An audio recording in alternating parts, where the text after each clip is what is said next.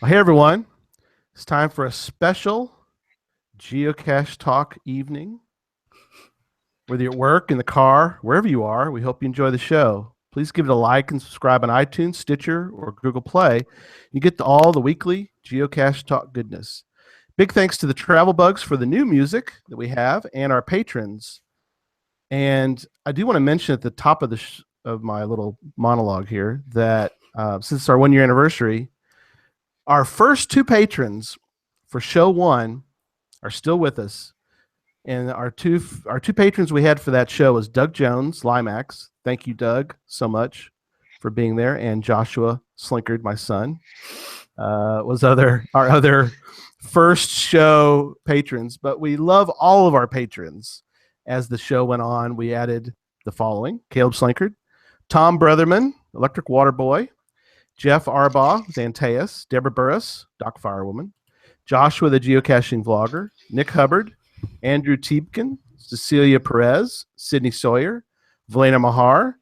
She's in the chat room, by the way, too, tonight. So thanks, Valena, for being there. Butterfly Girl. Jane Jewell, Dan Opugach, Memphis Mafia, Craig Michelle, the Geo Gearheads, Zach Fick, the Deadliest Cachers, Tim Terrell. I think I'm saying it correctly now. He gave me a hard time about me saying his last name. Neil Moore, Molly the Geocaching Dog, Dee and David Vickery, Geocaching Adam, and our new patrons, Lori Post, Peter Stepanek, and the No-Co Geocachers. If you'd like to become a patron, head on over to patreon.com/geocache talk for more details. Patrons get path tags, coins, and other geocaching swag during the year, as well as invites to special events only for patrons. Support levels start at as little as $3 a month. Well, let me start by welcoming my co-hosts, Sydney Sawyer. Good evening, everyone. And Jesse Lunsford from... Good evening from Telluride, Colorado. Telluride. Yeah, I was going to let you do that part, but that worked out perfect. We'll get more from Jesse on why he's in Telluride in a little bit. But let's jump right into show 52. And if you think about that, week 52, that would mean it's a 1 year anniversary.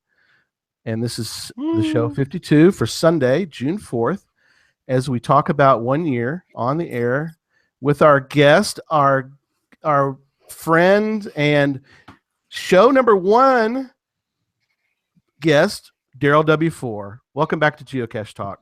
Hey, good to be back. And, last time it was just you and I. It was just the two of us. And then there's a question that's going to come up in later on for one of our 6 giveaways. We're having 6 giveaways tonight. It's so awesome. But we're going to hopefully people listen to show 1 as prep for show 52. But don't go listen to it now, because the question is going to be an audio question, but it also is a question that you can answer during this week up until. What should we cut it off for? Let's cut it off at let's go Saturday midnight, because that way we'll have it ready for Sunday's show. But the question will be coming up in a little bit, and you can listen to show 1 again, and there will be a question for that. But we'll talk about Darryl's been on since then, but show 1 was very interesting. And we're gonna start now into the our different thoughts of show 1. So Darryl, let me start with you, because you were when I first contacted you about being on show 1. What were your thoughts? Well, it's kind of hard to say what my thoughts were at that point, because it was like, okay, he's starting out. This is the first time he's producing his own show, but at least he has some experience in podcasting. Right.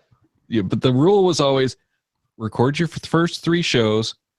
Don't release the feed until after that 3rd show, and you're sure that you know what you're doing and that you've got the content up there to make everyone happy.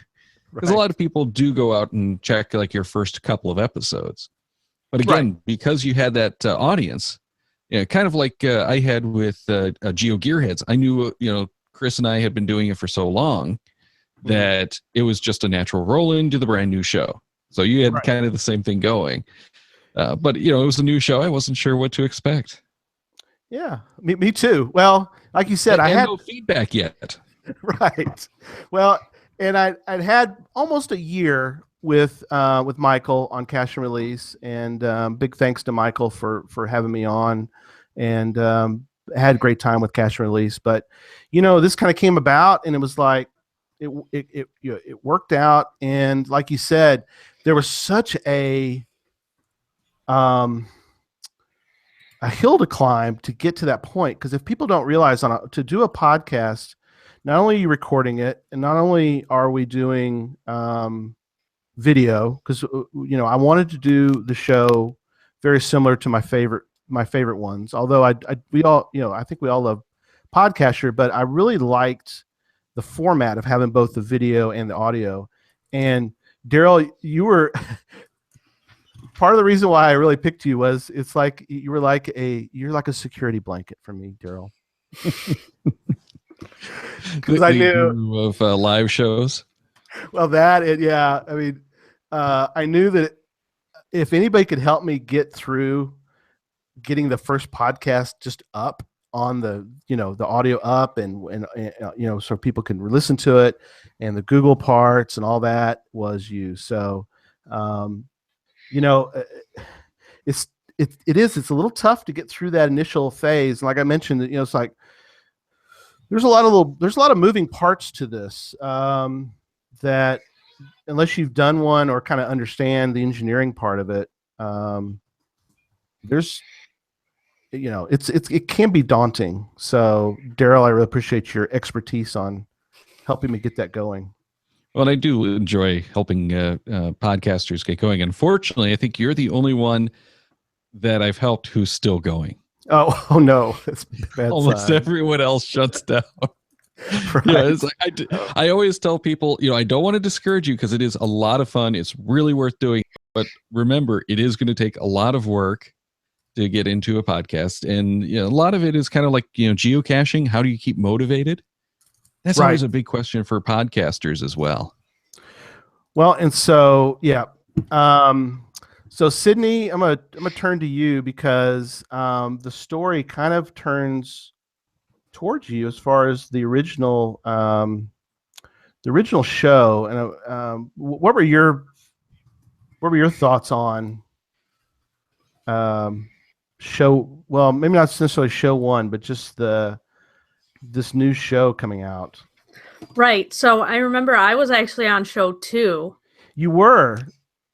So that was interesting. I remember you was kind of all really crazy at that point, like a year ago. And I was like kind of sad that Cash and Release was gone. And then you had messaged me and said, "Hey, I'm going to start my own show. Do you want to be on it?" And I was like, "Awesome. Great. Yeah." So I was excited that, I was going to have another podcast to still listen to. Mm-hmm. Yeah. And we'll talk a little bit about podcasts that disappear for whatever reasons. Yeah. What's fascinating about that is that I actually interviewed Deborah that same week, and I kept that show, kind of like Darryl talked about doing. I recorded that show. It wasn't live, but I recorded it because we were going to be on this time last year. We were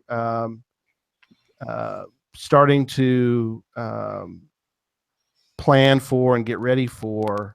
A few weeks later was Geo Woodstock 14er, and so I needed to kind of get another one ready. And so, yeah, what's interesting is, do you remember what we talked about? I'm sure you do, but I love the topic we did, Sydney, on the first show, on the second show of the podcast. Right. Yeah, that was fun, especially because we were just kind of making our way towards Woodstock in the next week or two. And so I kind of got to talk about that. That was exciting. It's the biggest trip I've ever done. Yeah. Using Project GC, it's just kind of a neat, and like you said, just the planning that you went through, because you had that's a long trip. Right. Yeah, and we didn't even do everything that I wanted to, of course. Well, we got more Project GC talk coming up, and but you're like we could do show after show of Project GCs, but and then it was a little while before Jesse was on. But Jesse, do you remember you were on show 18? I didn't remember the number, but I remember how it happened. Okay, we had actually met in person at Geo Woodstock that you just mentioned, right? And of course, and I listen to all of the podcasts and always have, and started from the very beginning listening to it. And I think in show 18 where you called me and said, "Hey, something fell through, and we may need you on real quick." Is that how it started? Yeah, that was. I'm sorry, you're right. That's show 11. Oh, yes. Show 11. Okay, yeah. Yeah, you were on show 11. It was like a short notice type thing. Yeah. Yeah. What's funny about that is, some guy, Chris, I don't know, somebody that Darryl, I think, knows. Yeah, that guy. He was, I guess he forgot there was other podcasts out there other than his and Gearheads. But no, I'm kidding. Chris got waylaid and up the time zones. Right, there you go. Anyway, so yeah, I was in panic mode, and so I called Jesse. I'm like, Jesse, I need you, man. We're in real trouble right now because I've got nobody. I mean, I could do the show by myself, but that wouldn't have been very fun. But yeah, so I had you on, and we just talked about whatever. Yeah, I think you go, "Hey, like, what are you doing in about an hour or so?" Right. I don't know. Well, no, you remember you told me, he's like, "Well, I'm gonna watch the show." I'm like, I got another idea. Instead of watching the show, yeah, that's right, on the show. So, but then Chris got on, and so it was what happened was perfectly. It gave rise to the perfect name for the show, which was Good Cop, Bad Cop. Yeah, that's right. Chris is the bad cop at the time, and you're a former cop, so you were the good cop. So it worked out. That worked out great. Yeah, that was funny. That was an impromptu. We didn't plan any of that stuff, so that it worked out pretty well. Yeah, no, I had a little bit of show notes for me and Chris, but I kind of threw those out the window and we just kind of kept going. But we have had several memorable. I think they've been memorable, and I'll want you guys to comment on them and bring up any others that you want if you want to go look at the old show notes. But having Chris Ronan on, Rock Chalk from geocaching.com, I had him on show 7. That's got to be the quickest ever on a podcast to have somebody of that stature on a podcast. Now, granted, I had gotten him on Cash and Release, so it was a little different for that. Well, I think that was shortly after he was promoted to the PR manager position too. Yeah, so at that point, he was more available, I think, than he has been since. Yeah, but he still loves being on shows, though. He does, and the fascinating thing about that, there's another one that ended up being pre-recorded, and I try to avoid pre-recorded, especially since we love our live, viewers on the show a lot. We really appreciate everybody in the chat room and all that. But that one was fascinating because he had just gotten back from doing Project Ape in Brazil. And if anybody hasn't listened to that show and you want to listen to, I think, a fascinating show, not because of me, but because just listening to Chris talk about the experience. And that's something I think that really geocaching podcasts, I think, I wish more people would listen to the Gearheads or Caching in the Northwest or Geocaching Podcast or Podcaster or whatever show it happens to be, snippets. There's a lot of great stories, and so that one I think was fascinating. So that definitely was. He's such a interesting personality to begin with, but his travels just it's not just the ape cache, but in general, he met Magnus over at Project GC about a month, 2 months maybe ago, and then like 2 weeks later, we were supposed to go to Power Island, which is up in like the northern Lower Peninsula. I ended up getting sick and couldn't go, but he's like over there, and like 2 weeks later, he's over here, And then Right. he's like he's all over the place. I'd love to be able to travel like that. But we've been doing the road caching shows on Geo Gearhead since the early days. Right. Originally, it was more to get the what works, what doesn't work as you're going on road trips, and kind of get a good feel for what to do. But it turned into more of the stories of the caching along the way, and we try to still get some of that tips and tricks in there. But it's just so fascinating listening to the stories from the cachers and talking about their travels. So I think you had Subway Mark on at one point to talk about the cruise caching too, didn't you? We had on we'd had on the Land Sharks. That's who it was. Yes. Yeah, to talk about doing cruising and caching a little bit because they just got back. They and that's the one that Lamb Monkey one. Yeah, Lamb Monkey got on that one too. But so yeah, and so Jesse, you'd mentioned. I'll go back to you for a moment about the stories you get to hear listening to podcasts. What are some of your thoughts on listening to? Well, so I listen to podcasts. I listen to all the podcasts. I'm sure all of us do, but and I have long before I was on this show. I've listened to every single one of them, and really kind of why you do it. It's not for breaking news or anything like that, because you can get all that. It is for those interesting stories. I haven't been to the Ape Cache yet. Sydney's supposed to be planning that for us. Yeah, now that the one in Washington is back, we might as well just go there, right? Yeah, well, no. Also, we still want to go. Also, okay. Mm-hmm. And we've done some things. We've done some caching on a cruise, and we've done some caching other places. But I love to hear people's stories because it inspires you. That's the fun part. It's not just the day-to-day stuff. It's the really inspiring stuff. Whether you'd ever be able to do it or not, I may never be able to go to Antarctica or Russia or anything like that. But when we hear people tell about those stories, that's what sparks that interest in geocaching all over again every single time. So obviously the Ape Cache is probably one of the biggest highlights.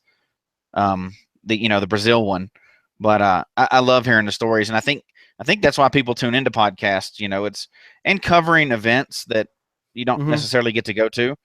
Right. So yeah, that's probably our biggest reason for tuning in to all the other shows and being involved with this show is to hear all those stories. Mm-hmm. So Sydney, what were your thoughts on the Rock Chalk show? Right. Yeah. I know we talked a little bit about, or we were planning on talking about memorable shows. My favorite, I think it's hard to pick because we always have, I think, good topics and guests. But my favorite, I think, was the Rock Chalk show, just because I've always really wanted to go to the Ape Cache, and just hearing about it, I was just like, oh man, that sounds amazing. Like now I really have to go, and it's really not that expensive, he says, and all this. And I was like, oh, okay, well, that's good. I really think in all honesty, I think the hardest part about it, the most expensive thing, is just your flight down there. It's like seriously so expensive to fly there, but once you get there, it's manageable. Yeah. Yeah. Well, then there's the other problem of once you get there, it's not that much further to go to Antarctica. Right. Sure. You might as well grab a cache in another continent. I mean, right? Exactly. You got to. You have to do you're that. most of the way there, so you better take advantage of it. Right.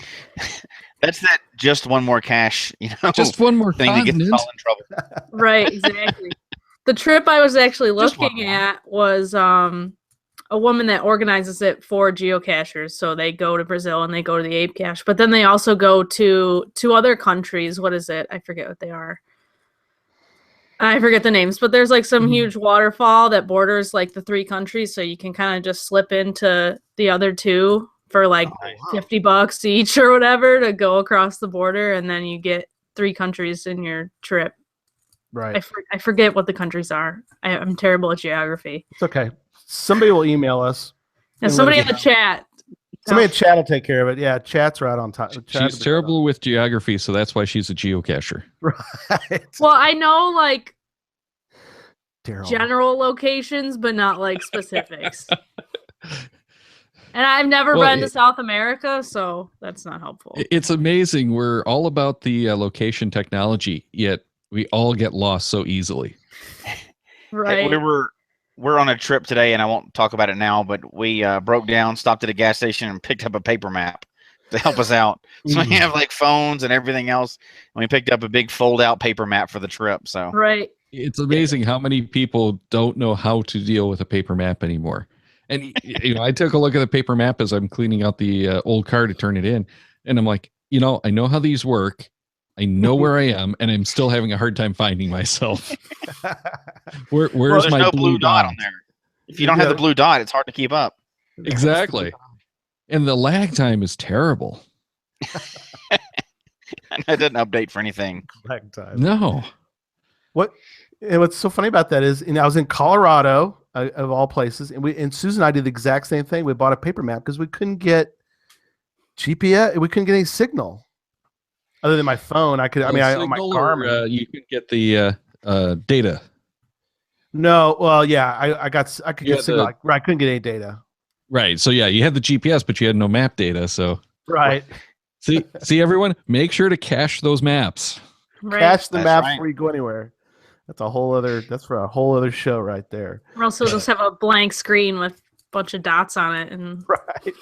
I have gone caching like that though. Where, remember the early days of smartphone caching, you couldn't download the maps at all. Right. Mm-hmm. It wasn't even an option, in part because you're dealing with a phone that has like 8 gigs at most. So, you don't want to take up the precious data. Right. But yeah, I remember going out several times where it's like, okay, I have no idea what's between me and this dot, but I know I have to go toward that dot. But I gotta go to that dot.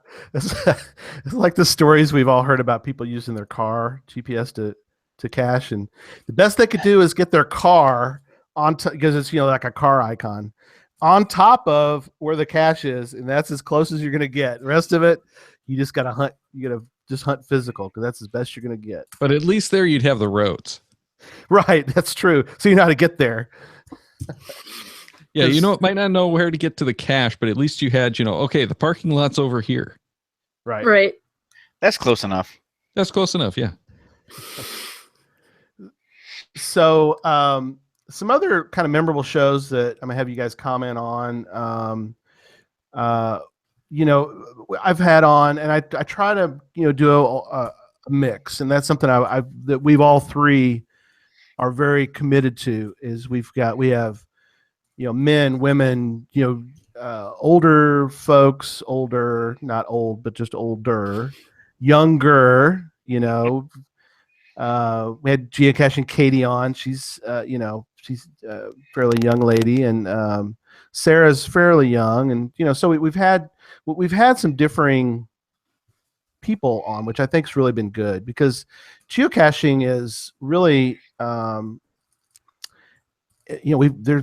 people are all sorts of age. It seems like at least I've met people of all ages and all backgrounds, caching. And so I think that we've been able to do pretty well as far as reflecting that during the shows. But having on show 13, I had on WV Tim. That's you don't have to write that show. You just have on Tim and just let him talk. Yeah, he'll talk for sure. He won't stop either. Try to keep him on track. It's a little tough, but we talked Arduino, breadboards, and a new Geo Trail, and that was a lot of fun. But yeah, that's a jet, man. He just you don't see him coming, all of a sudden there he is, and there he goes. And entertaining for a long time. You can watch his videos. I've seen several of his videos repeatedly. Mm-hmm. And they're funny they're informative, but they're funny to watch too. So yeah, he's something. I remember when we went to his event, he was just telling, like, he was supposed to be giving a short speech before the event started. He talked for like probably 20 minutes about whatever. Well, that's short. It's all relative, of course, but it's short. That's right. It was hilarious. And you guys have had him on too, Darryl, and it's just he's I think even to this day, I mean, this has been going on for a while, but even to this day, I would say that Tim is, although everybody does some gadget caches. I mean, we've all, I can put out a type of gadget cache or something, but I mean, the guy is still a trailblazer in that kind of field of geocaches. Well, especially here in the U.S., there's some really amazing gadget style caches that I've seen and heard about in like Germany, especially. And he's started working with the guys over there too. So it's great getting that information exchange. And the way that I first encountered WV Tim was through Dayspring. Right. Mm-hmm. Who does some out in Seattle? He's like in Seattle, or Well, he's Pacific Northwest. I don't think Seattle, but he's a pilot, so he gets around. And the two of them, would meet up and exchange ideas, and they'd go over concepts, and have totally different build styles. Right. They're nothing alike. So it's a great combination. Here's what works for me. Here's what doesn't. Okay, let's take these ideas and adapt them into more things. And that's one of the great things about the discussions that we have on like the shows with these creators is it's not try to copy this. Here's what I did and why. That's your inspiration to try something yourself. Exactly. Very true. So go ahead. You can say something, Jesse? Well, I think if you're talking about people associated with gadget caches, and if you're here in America anyway, if you're talking about somebody, and if you just ask people in, geocaches in general, who do you associate with gadget caches, and trying to share those ideas, WV Tim has got to be the name that comes out most often. He is very, like you mentioned, he's very open about, here's how you can do this, build on this, build the game better. He's not trying to keep it a secret or anything, or not trying to get any glory out of it. He's absolutely sharing all the ideas he comes up with the idea of making it better, the whole game better. So, well, and he was the inspiration largely for the Maker series, the Maker events. Right. So, there you go. He's the one who's really been pushing for those creative containers. Now we're seeing more of it, but 3-4 years ago, it was very rare. And the guy that I first really got a clue of how cool you could do stuff, I can't remember his name now, but he built the Raven out in like Arizona. Oh, I'm sure that's wrong. No, probably like Nevada, but there's a guy in Arizona that he goes by the Raven, but is it the Raven? Yeah, maybe I have maybe I'm confusing the name, his caching name with the name of the that's his caching name. But he built he built one of those giant boards where you have to.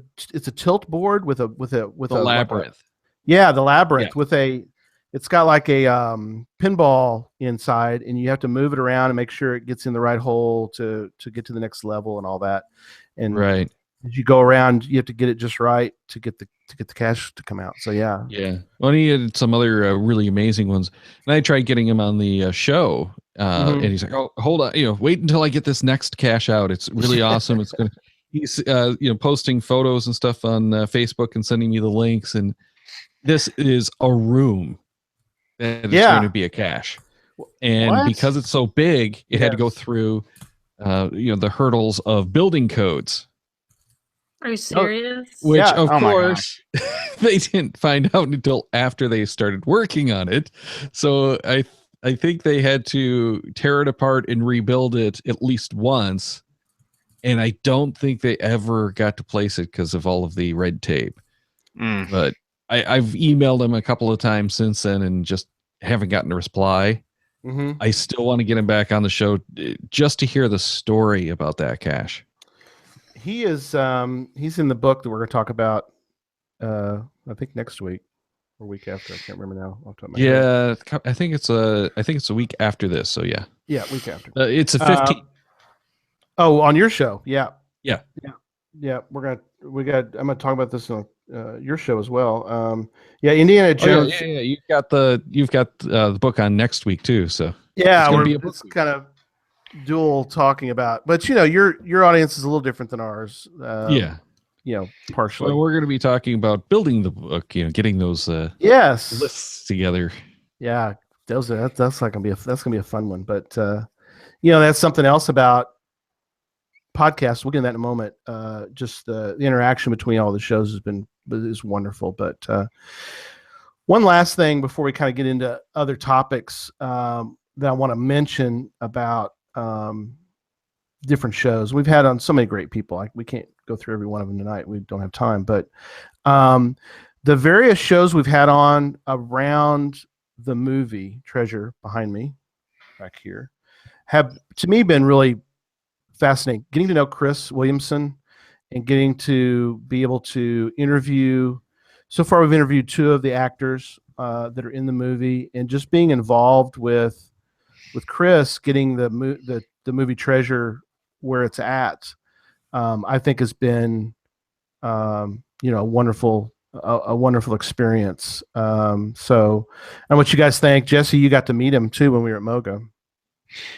Yeah, that's been one of the coolest experiences because it's so different. So we were down in Texas first, and got to show it at the drive-in, and he was on the phone talking to people through. We had kind of rigged it up and had the phone next to the microphone going over the speaker system, and everybody was really engaged. And then at Moga, he was there and got to personally engage with the audience, and it's been pretty neat. And you were involved with it before, we came on board, but getting to see people see the movie for the first time, and they're really excited seeing an actual quality geocaching movie. And then the director comes out and answers questions. And that's been a really cool process, seeing all that from kind of behind the scenes. We kind of knew what was going on ahead of time, and getting to see people, unveil that to people. That's been a really neat process. Yeah, it really has been a lot of fun being involved in all that. So, very cool stuff. Well, we're going to switch gears a little, and we're going to talk a little bit. Do you like that? Yeah. I was just going to leave that one. Yeah, no, we can't leave that alone. Switch gears. Quit. Yeah. With Darryl, and we're going to talk about, speaking of gears and gear heads, we're going to talk about geocaching podcasts a little bit. Then we got some other topics, and we got giveaways to give away too tonight. So we want to get to that here in a little bit. But Darryl, you've been on a few shows, so tell us a little bit about shows don't get into, we don't have time for a lot, but tell us a little bit about the shows you've been on, because you've been on several now. And I've been on a whole bunch of different geocaching podcasts. There was a time at which I could probably say I was on every English-speaking geocaching podcast. Wow. Because you helped with OBeep, right? A little bit. Did you help? Oh, yeah. Okay. Yeah, he got started because of the episode of GeoGearheads that we had Rob Walsh, who's one of the guys from Libsyn and early podcaster. He did the Podcast 411 series, which is how a lot of podcasters got started, is listening to the stories from other podcasters. So he listened to that show, got excited, and rolled out his own show, and helped him out quite a bit along the way with improving some of the issues that he had going with that one. And I think I was only on the show once or twice, but did some regular spots for him on that one. I spent about 4 or 5 months, I think, trying to do at least one gadget review for Podcaster a month. Yeah, so that's interesting, because that's gadget just review guy thing. Yeah, because they're kind of strictly audio. They've done a little bit of video, and we've had them on. But well, at that point, so were we. We weren't doing any videos, but that was before YouTube was a big thing too. YouTube was just really starting out, and at that point, you didn't really see much on YouTube worth anything. So Ice and Rye did his video zine, which was essentially a video podcast. Right. He would post the episodes as video files that you'd have to download, and you'd pick the right one. And I did a lot of work with him for a long time before he actually just disappeared. Right.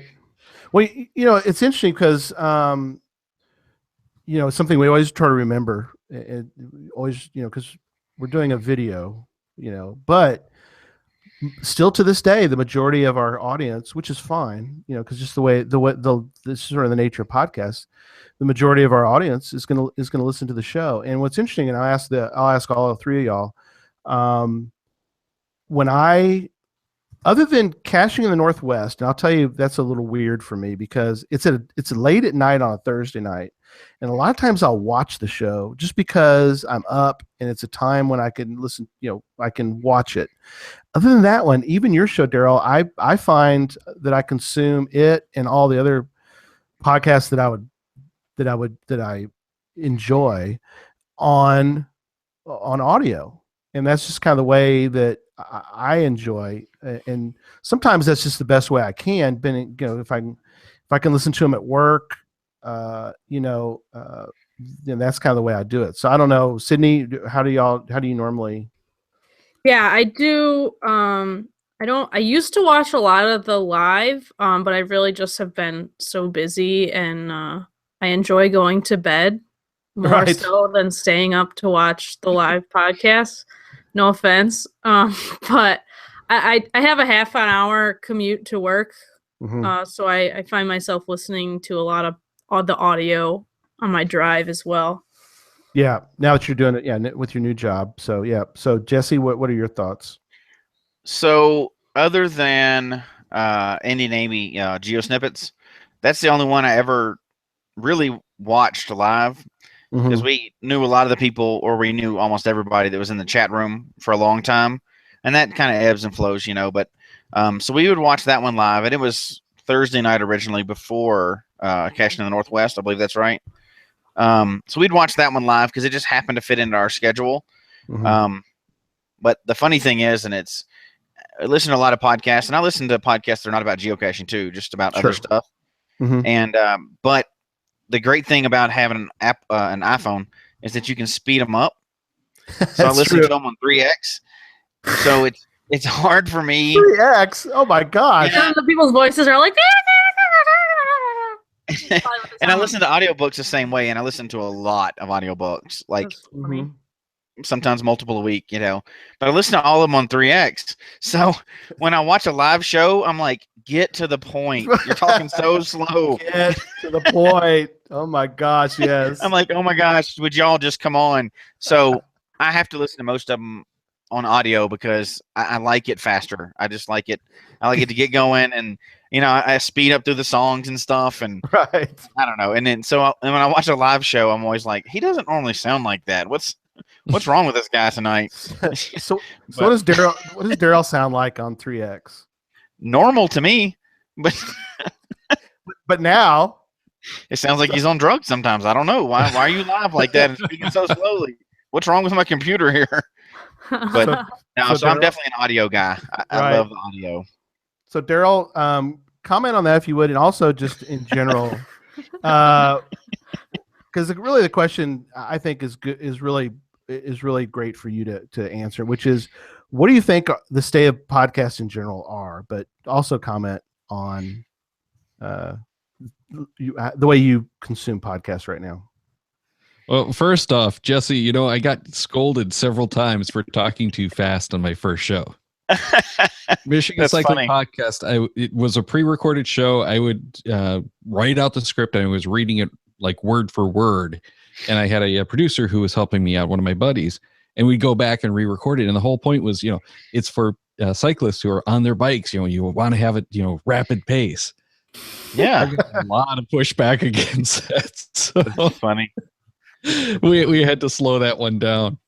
Oh my! But podcasting in general is doing really, really well. We're seeing more and more companies getting into the podcast space, more interest in it. It's not waning. And what I find most interesting about that is we've seen a lot of stuff come and go. Like the big thing lately had been Periscope and the live streaming thing. Meerkat tried it again. It's not new, but they were trying it again. And they were the first of this wave. They came out. Periscope kind of killed them. Then Facebook came out, and apparently the Facebook Live has killed the live streaming, and the numbers are just gone. There's still some of it out there, but I had heard some numbers about 3 or 4 months ago that the live streaming numbers in total had dropped like 65%. Wow. Because it's like so many other things, because Facebook comes in and just kills that medium. Right. So Right. no one's doing it anymore. But I think what's happened is now we've got Twitch and YouTube getting into the live streaming from the phones. And they're the ones who everyone knows does this stuff. Mm-hmm. And that's where the audiences already were. So I think a lot of it is shifted there. But for like geocaching, you know, it's kind of fun to see those find hunts, but it gets really old really fast. So what are you going to do with a live stream? Okay. What do you mean by find hunts? Well, the guy's going out like like we're doing Scott Burks. Oh, okay, gotcha. You know, he'll go out and hunt for a cache on video. I've done a few of those myself with Periscope. Sure. And it's a lot of fun to experience because, again, it's that whole thing of you're there. Right. But it's only good for that instant. When you're watching the replay, it's not the same because it's not, you know, the same thing. It's, you know, okay, this is already there. You know, I can find out what happened from someone else. I can fast forward, you know, who cares?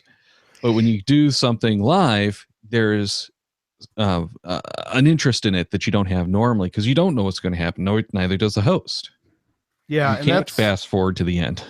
Right, and you know that's something that we do with Zach on the shows. We'll have him on. He'll be on next week too because we're having him on different times. But that whole idea of cache, you know, like you said, it's fresh, it's new. It's not necessarily something that podcasts normally do. It is. There's a lot of unknowns.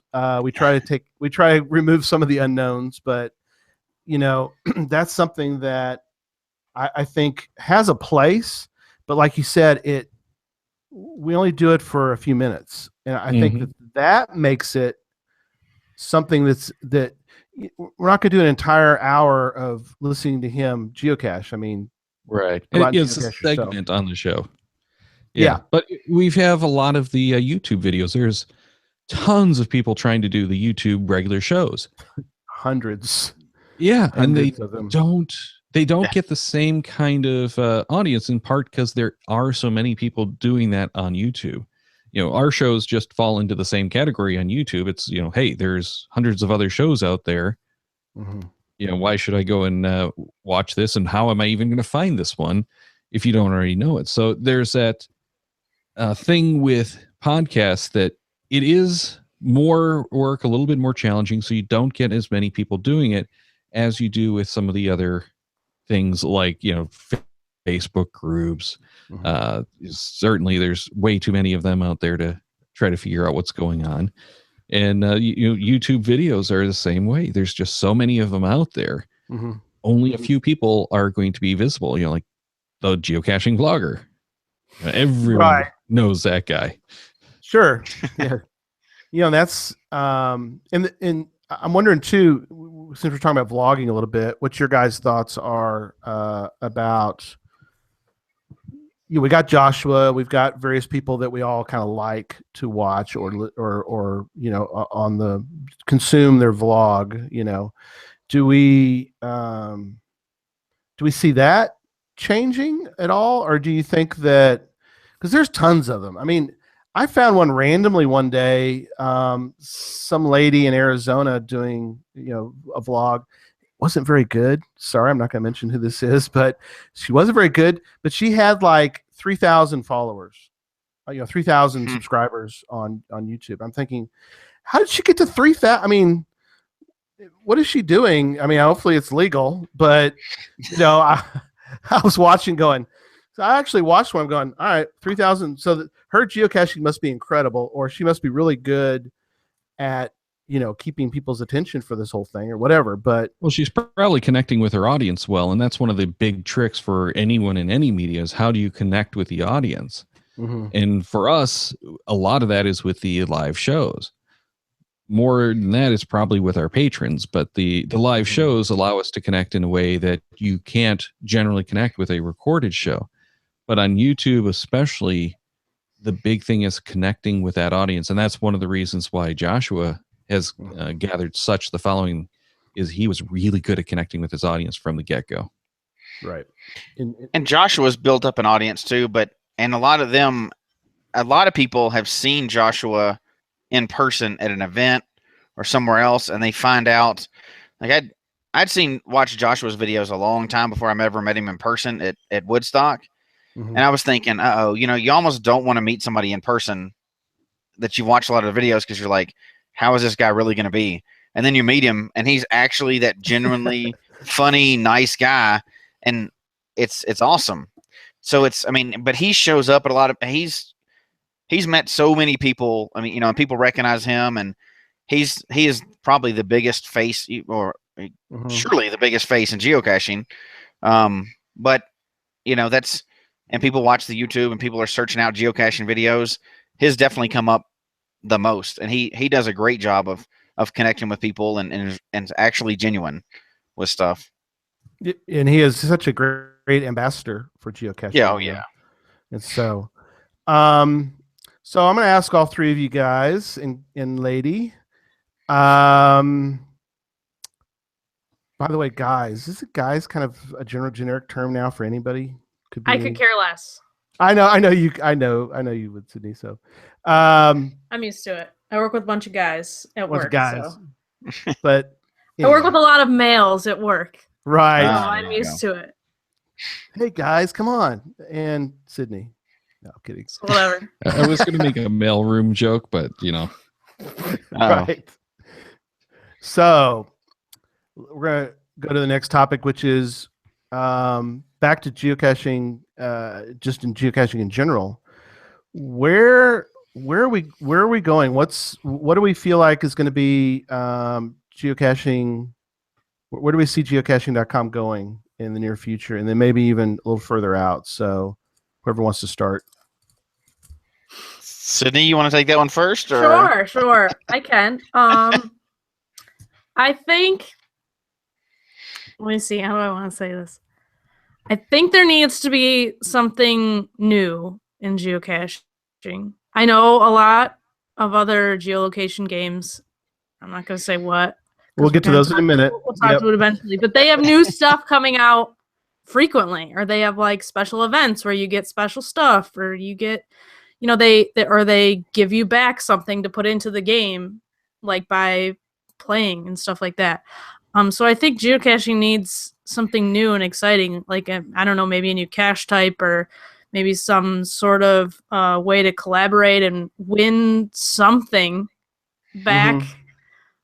So that, I don't know, that's just a couple ideas. But I think they still have a really big following, and there's always going to be the people that have been there for years. But then there's always going to be the people that come and, try it for a couple months and then leave. That's always something that's going to happen. And I think right now they're trying to cater to those people to try and get them to stay. I'm not sure if it's working or not, but we'll see, I guess. Yep. Jesse, do you want to go next?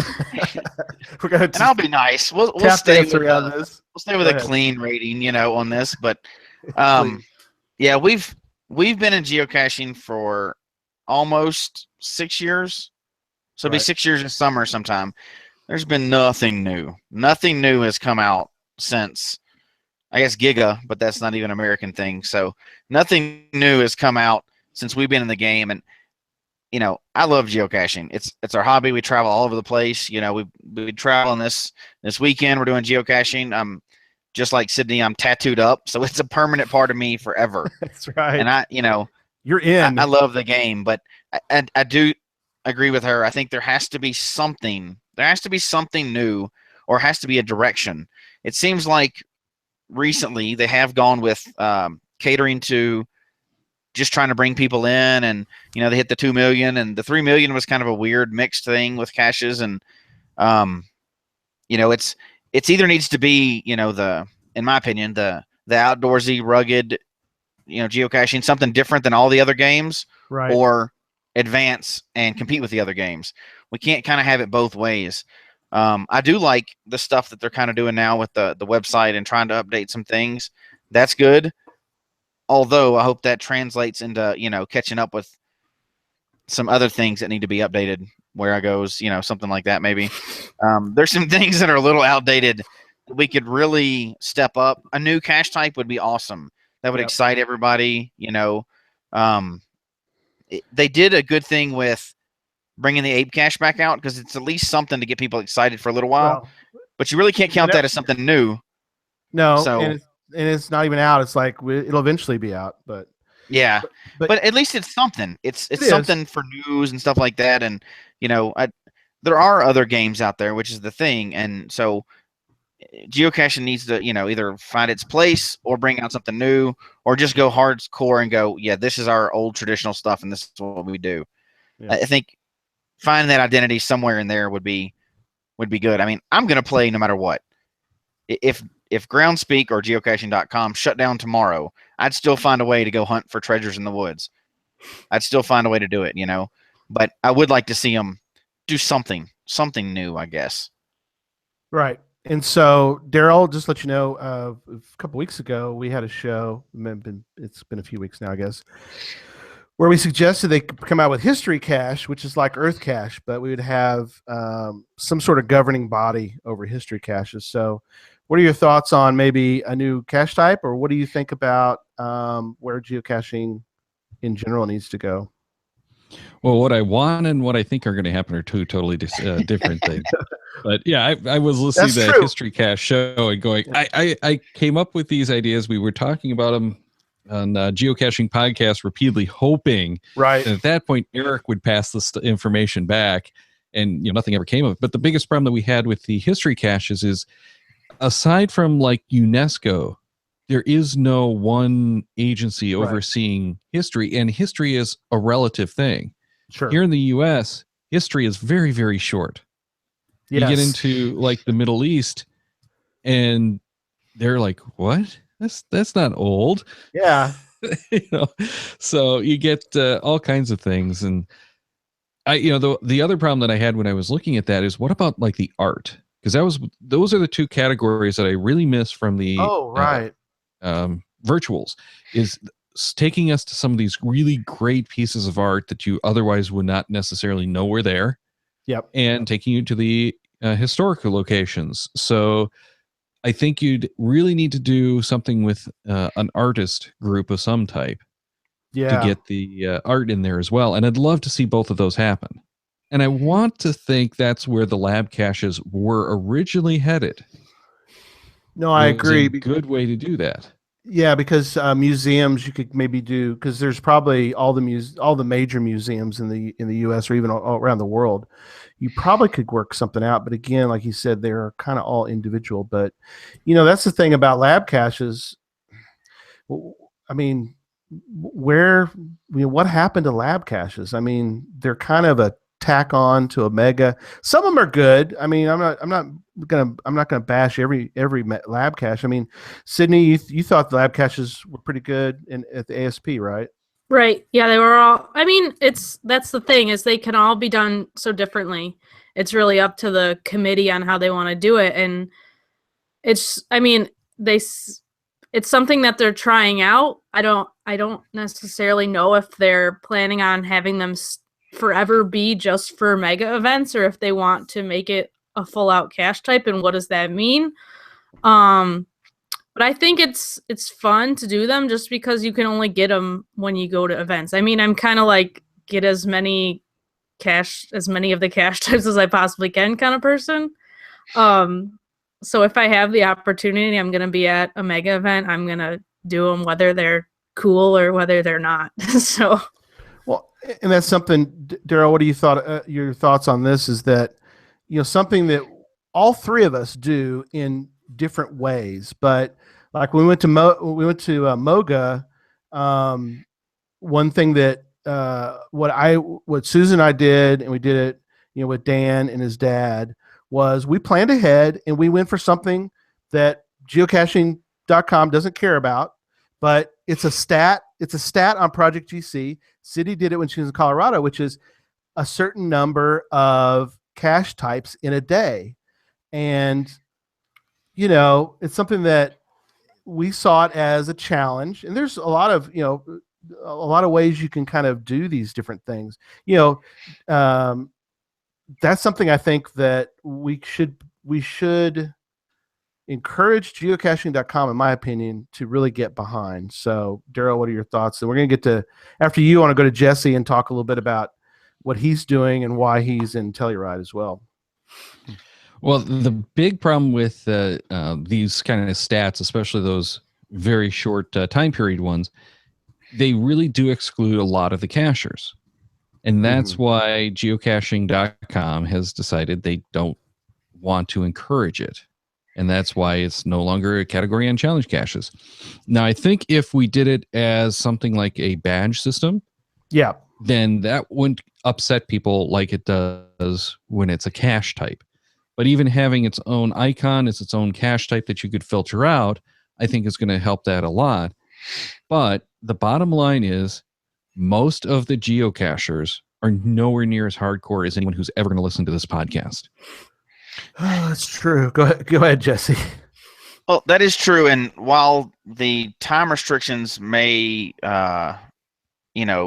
leave some people out, I would say that probably doesn't leave as many people out as lab caches do. That's only at megas. Not everybody can attend a mega. So you're going to have people left out all over the place. I think just like FTFs, you absolutely can't have a challenge for a first to find. I think the big thing is when you have such a large community, Darryl said it perfectly. Most people are not as hardcore as the people that listen to podcasts and watch YouTube videos about geocaching and everything else. Not everybody can do everything. And I think when people get a little bit upset that they can't do a certain aspect of the game, they're missing the point. It's supposed to be fun. There's certain types of caches that I'll probably never go get. And there's certain types of caches that probably everybody in this, in this group, just of us tonight, will never go get. And that's okay. There's scubas, there's ladders, there's stuff that's in Russia. I'm probably not going to get to go to Russia. And we're going to exclude people on a lot of stuff, but I don't think that's a bad thing. Mm-hmm. The fact that there's something out there that you may never be able to go do, that just makes it more exciting, in my opinion. Right. We lost Darryl for a moment, but we'll we lost him for a moment. We'll keep going on the subject. He'll be back, I'm sure, in a moment. But so do we see some of the innovations? We don't really have time tonight to talk about geotours and all that, but do we see geocaching.com making any kind of difference or inroad as far as, like, say, for megas? I know they encourage megas, but I mean, they're not really there's not really any megas out there they don't even actually do megas, right? Not since the block party. Yeah. Right. I thought they were gonna, I thought the word was that they were gonna start doing something else after a block party, but I haven't heard any update on that. I mean, I know, I don't know. I mean, there's the mega in Washington, the Ape Cache one, but they don't have a lot to do with that. I think that's a whole separate thing. Right. Well, I think that's a misconception that a lot of people have that have never been involved with megas or anything else. That's not a geocaching.com thing. That's a geocacher thing. Yeah. So that's a group of geocachers that have spent months and months. Like, we just went to Moga and we talked to Ryan. We've talked to a lot of people, and you can see the stress on their face when they're putting this event together. They're geocachers. They're not, professional event planners or anything like that. They don't work for geocaching. There's no magic, like, check that comes from geocaching.com that goes, hey, here's your $10,000 put on this event. That's not coming from the top or whatever you call it, geocaching.com. That's coming from the bottom up. That's a geocacher-led event. Now they bestow the mega title on it, but it's really just an event that geocachers got together to do. That's something too. It may not, and that may not be a bad thing, but I don't think people realize that. They do their own budget. Many of the megas, many of the megas, well, probably all of them, they lose money. They always end up at a loss. And I don't think people realize so that's my thing I want to mention to everyone is, if you go to a mega, think about who's putting the mega on. Go buy a coin. from or something. Don't Volunteer. just show up. Volunteer. There you go. That's a great thing. Volunteer. Spend a little bit of money. Don't just spend it on where you're going, which is important, but spend a little money on the people that are putting that on. Buy, even if you don't use it, at least buy one of the packages. I mean, don't go for free. Spend $30, even if you don't use all the little things you get. Give away the backpack or something. But I'm always kind of amazed that people go to these events on as cheap as they possibly can without thinking about the fact that there's money involved. And if we're going to get, because in my opinion, I'll get y'all's opinion real quick, which is there's not enough. We need more megas, I think, in the US. It was funny hearing about when Sarah was on last week and her talking about all these megas she's planning on going to. And it's crazy that Europe is like, what, 1/3 the size of the US or maybe even smaller. And they have probably just as many megas as the US does. Like that's an insane concept to me. Yeah. So, I mean, it would be great if there were more megas, but personally, I find myself still trying to decide which one can I make it to? And sometimes there's some on the same weekend. And I'm like, so, I mean, I probably won't make it to either, but I have to decide, do I want to go to, the Ape Mega or the Going Caching? I think they're on the same weekend this year. No, they're not. Don't quote me on it. I know someone's going to call me out on Twitter for that. So rewind. I get the idea, though. The fact that some of them duplicate. Well, and that gets into, and we got Darryl back. That the whole idea, we're talking, Darryl, about megas, and just, I think there should be more just because of get the variety, but it's kind of tough though for the US. I mean, we were talking about, are you going to West Bend this year? No, I'd love to go to West Bend, but I can't get the time off of work to do it. Oh, okay. Yeah. So, I'm going to do, of course, the Midwest Geobash, because that's a day drive. I can just go down and I'm there. Mm-hmm. But the real thing with the mega events is it's about getting enough people to go to it to get that mega status. And it's not easy to get an event that can hold all of those people either. That's true. It does take a lot of work. Look how tough it is to get a giga event. And especially here, we have the geocaching population spread out enough that it's really going to take something major to be able to pull enough cachers together to be a giga. Yeah. I know that there's always talk each year about trying to get a Woodstock giga. I know there's talk this year about the Project Ape mega. But, getting to a giga, I don't know. I'd like to see, again, it kind of comes back to geocaching.com and the innovations we're hoping we can kind of see some different things, which leads me to the next topic because we're running out of time. But I want to get to this topic because I find it fascinating, and that is just geolocation games in general. Now, just to preface, all of us geocache. We love geocaching. We love it. I wrote 2 books on geocaching. Jesse and Sydney, I don't think Darryl, but Jesse and Sydney have stamped on their bodies a geocaching tattoo. So don't get us wrong. And we're going to do a show, like I said, about can some of these games coexist? But there's things about geolocation games that are interesting. So, Darryl, I want to start with you and then have everybody comment. But you have a Geo Gearhead show, which probably was smart that you didn't put geocaching in the name of it. So you can talk about the different games. But I found the games that you've talked about. And I want to get your update on Ingress, too, because I have no idea how Ingress is going.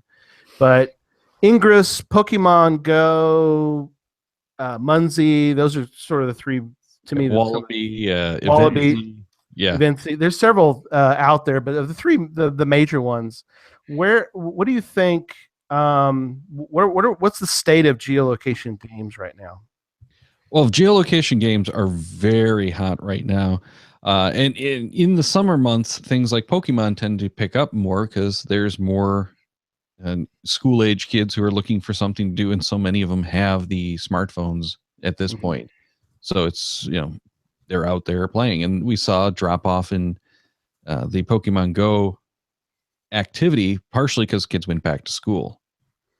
Is it partially because of innovation in the game? Well, what happened is kind of twofold. One, it was a new fad and it kind of died off, but it still kept a lot of the audience. So you can't really factor that in. There were a lot of problems that kind of got people turned off to the game and the gameplay because they had server issues, there were game issues. Spoofing was a big problem. It still is, but not like it had been. And those are all factors that kind of get people to the point of, okay, I'm not sure I want to play it. Plus, right about that same time, there were a number of people who, at that point, essentially beat the game. They had hit the level 40, which is the top level you could achieve, and they had gotten all of the monsters. Most of them didn't do it through legitimate means. Right, nefarious ways they got them, yep. But at that point, okay, we know what the game is about. And a large part of what made Pokemon Go unique was there was no guide, aside from the starter tutorial, about here's what you need to do.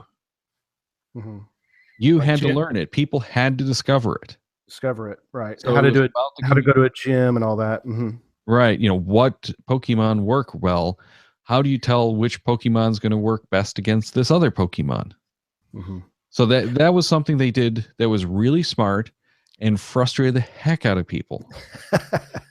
But it forced people to go out and start learning about it, start experimenting, and they developed a big community because of that need to figure out what the gameplay actually is and how to make everything work. Right. So before we get to the next one, I'm going to throw out the first giveaway question. We have two giveaway questions. One is for tonight, and we'll get back into discussion of this for a moment. But the question is, and you have to do a little research, take a moment and look around on our website. You can find the question. But we're giving away 5 giveaways in this section, which is we're going to be giving away personalized swag cards. And these are provided by one of our sponsors, IB Geocaching. Peter Young reached out and said, I'll do this for people. And he's going to give away 15 different designs to each of the 5 winners. So it's pretty incredible. So definitely cool. So ibgeocaching.com. Go visit ibgeocaching.com. I don't have time to tell you about everything about sponsors in this tonight because we're running out of time. But go visit our sponsors, please. Spend some money on our sponsors. They are willing to help us. You need to help us also by helping them. So the question is, on the Podcast of Hope, which was a fabulous thing. We're going to do it again this year around Christmas again. But we did the 8-hour Podcast of Hope, and Darryl was on that show on one of the hours. What did we talk about during that what was his topic that we covered during that show? And so mention it in the chat room. We're going to take the top 5 first 5 people that mention. And so if you're really good in the chat room and you think somebody might know it, you might just jump in and grab it as well. So you never know. So we're taking 5. We're going to mention some more about some of other things with that here in a minute, but quickly, let's wrap up about geolocation games. Darryl, do you still play Ingress? Yeah, every so often I'll open it up, but I don't actively play it anymore. Okay. Pokemon has kind of taken that place. And the reason I like those games, Ingress, Pokemon, Code Runner is another one that's kind of similar, but not quite the same thing, is you can play them without going to a new location every time. The problem with like geocaching, Munzie, Wallaby, you can play kind of the same way. You can do it anywhere, but you have to go to those locations, the Munzies and the geocaching. And once you've done that, you're done. You don't go back there. Now you have to find something new. So what do you do when you're like walking the dog just day to day? sitting around at the table at your favorite lunch place. Right. You can play some of these other games. You can't do geocaching because you've cleared those all out. Right. Unless you're a really active area and people are putting Right. them out in the same area. But yeah. Well, and going back to where geocaching is going, I think this is going to be a real problem for geocaching in the not so distant future.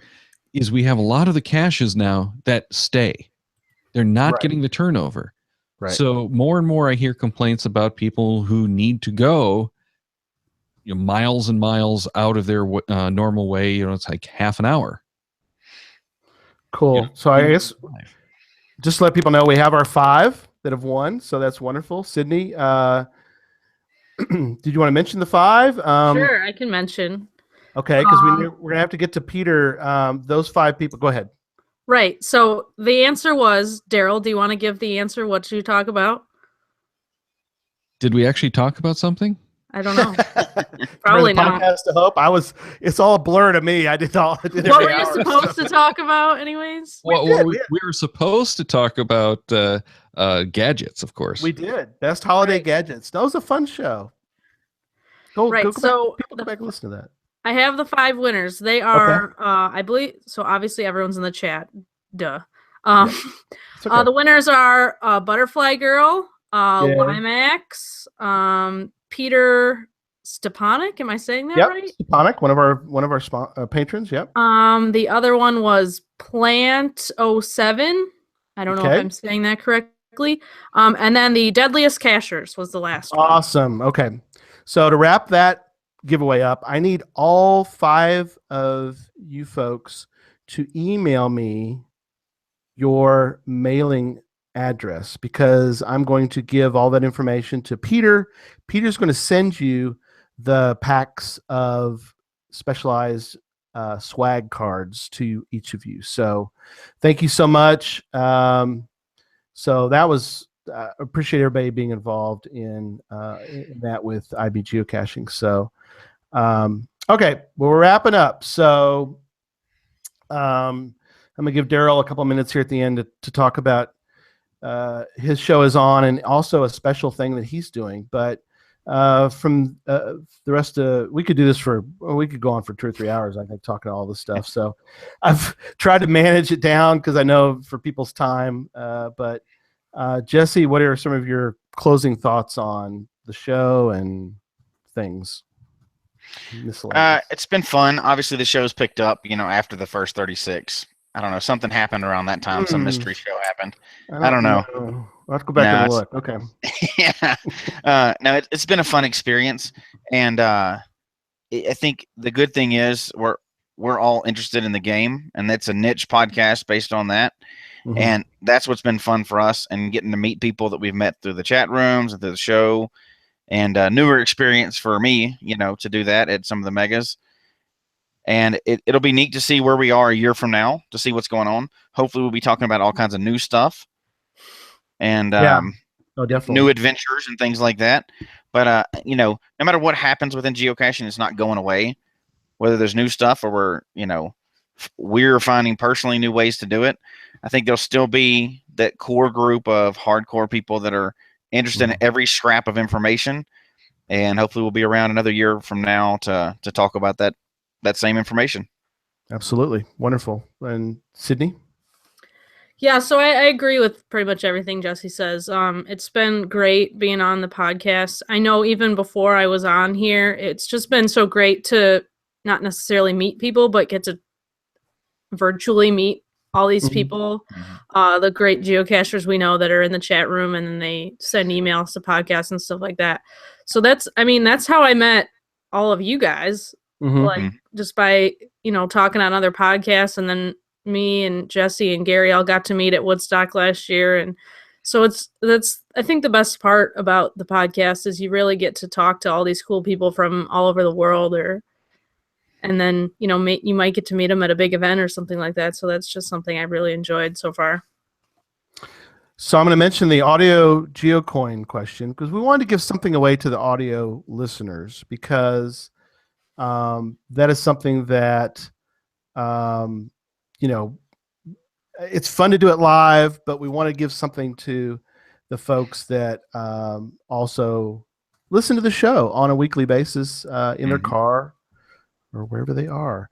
So here's the question for you guys. And the question, again, need to email geocachetalk@gmail.com before Sunday midnight, because I'm going to cut it off at that point. But you need to go back and listen to show 1 and tell me how many show 1s Darryl's been on. And you have to count this show, because at the time we only talked about the other shows he'd been on. But count this one and add the ones that he had mentioned before, and send me the answer to that question, and we will pick someone from the entries. So, Darryl, we're going to finish up tonight talking about Geo Gearheads and also talk about the fundraiser you're involved in. All right. Geo Gearheads is still going. We're over our 5th year. We're in our 6th year. Incredible. Yeah. We did that show is kind of, I think, the model for what you were doing as far as the tech side of it. We wanted the live show in part because it makes it easier, and we get the live interaction. Right. And at that point, the Google Hangouts were fairly new, and Hangouts on Air hadn't even come out yet. So we couldn't even, when we started it, we were just talking to each other like maybe someone could hear us live. Right. It wasn't until, I want to say, halfway through that first year that they actually opened up the Hangout on Airs. And since then, it's been a lot of fun. And we've been having those pains with the Google products as they kind of come and go. But we're having a lot of fun doing those shows. A lot of great stuff still planned. And you know how tough it is, Gary, to do planning on your guests and scheduling and everything else. So I've got a lot of stuff that I want to do that I'm still working on getting some guests together to do them. Right. They may never happen. Like I've got one of the Android apps that the developer lives not far from here. Right. It's just a matter of, let's get connected and let's do it. And it's, no, can't do it now. Yeah. Well, I would try to get Doug McRae on your show. That's tough too. He's coming up in a couple of weeks, actually. Good. Oh, good. You got him lined up. So that's good. We've got him lined up. Actually, it might be more than a couple of weeks. But I've got a show scheduled that's in September already. Oh, that's awesome. Work. Live scheduling like that at a given time is very, very tough. Oh, what you got to do to keep the show fresh and moving forward. By the way, Katie emailed us, Geocaching Katie, and she's going to be on July 2nd. So there you go. There's another scheduling as we go. It's incredible. So that's awesome. Yeah. And then you're involved in something because we talked about Podcast to Hope. I really appreciate you being on Podcast to Hope last year, but you're doing something, you're doing a fundraiser now, right? Yeah. This is the second time I've done it. The first time I really didn't get involved in it as much as I did this year. It's the Great Cycling Challenge, which is a fundraiser for the Children's Cancer Research Fund. So I'm sure, Gary, you'll put the link in there to the show notes. But it's a really cool June challenge for anyone who wants to do it. So I highly encourage people to get involved. And next year, after talking with Dano of Team Pugach, I think we're going to actually put together a Geo Gearheads team. Oh, cool. So we could all be on that team if we want. Yeah, everyone can join the team. Everyone can go and get the people to sign up, but it's done almost entirely online. I think it's only US and Australia though, which is kind of sucky. But these organizations do have legal borders and stuff they have to deal with. So we'll give them that. But it's a great concept in that you don't have to do your ride on the same day as everyone else. It's a month long. Just you pledge to do X number of miles. In my case, I'm doing 62 miles. Okay. So as long as I get 62 miles in the month of June, I've met my challenge, and I'm excited because I haven't been on the bike much for the last couple of years. So how'd you come up with 62? Just a nice round number. I mistakenly did 2 miles a day, planning on 31 days, and then realized, wait a minute, this is June, not May. Right. Because I figured I can easily do an average of 2 miles a day. Unfortunately, I've only gotten out for half the days in June so far. So I'm at 7.1 miles. And so you got a little those are ways short. to go. Yeah, but those are my shorter rides because I've been trying to get the bike back in order. Right. So yesterday was out of commission while I was in the shop. I just got tired. I'm sick of trying to fix this rear wheel. I'll take it in, let them do it. They've got the tools and the experience that I don't, including having the stock on the shelf that I don't have to run to the store every time I need a part. Well, yeah. So that's a wonderful thing that you're doing. We want everybody to get involved. It's the website is greatcyclechallenge.com is the website. To get involved to help Darryl, you would put a /riders/DarrylW4, and that's the part of the link there. And the link's in the show notes, but greatcyclechallenge.com/riders/DarrylW4 to sponsor Darryl. So, well, coming up on the show next week, we are on our show talking about the book, The 201 Geocaches to Find Before You Die. There it is. And we're going to talk about the Lower Wilson discussion, because that part is really, I think, fascinating. It's on Project GC. We're going to talk about that. And then, I'm going to be on Geo Gearheads with Darryl the next week, and we're going to talk about lists, and that'll be fun talk. But on June 18th on show 54, we're going to have Joshua, geocaching vlogger, is going to be on with us, talking about geocaching in Muncie. We didn't really get to talk much about Muncie tonight, which worked fine, because we're going to talk about that in a couple of weeks, and the discussion will be, can these coexist? And then the week after that, we're going to have on, we love to have international shows. And I know, Darryl, you do some once in a while, but we're committed to doing international shows when possible. And we're going to have back on the show Craig Michelle, aka C. Michelle from Australia. And he's going to update us on some of the things he's been doing in his country and his geocaching that he's been doing down there. He's going to be on June 25th. So, well, that is going to do it for tonight. We hope you enjoyed the show. Please email us your comments at geocachetalk@gmail.com. Don't forget to follow us on Twitter at geocachetalk. I'm at Gary Slinkard. Jesse's is at Memphis_Mafia.